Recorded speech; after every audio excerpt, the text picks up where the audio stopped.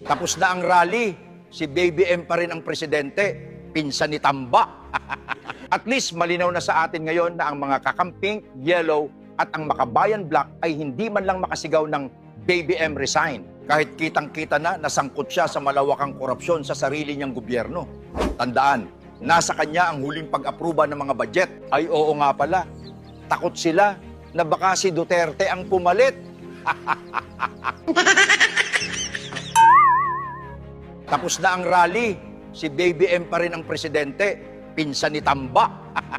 At least malinaw na sa atin ngayon na ang mga kakamping, yellow at ang makabayan black ay hindi man lang makasigaw ng BBM resign. Kahit kitang-kita na nasangkot siya sa malawakang korupsyon sa sarili niyang gobyerno.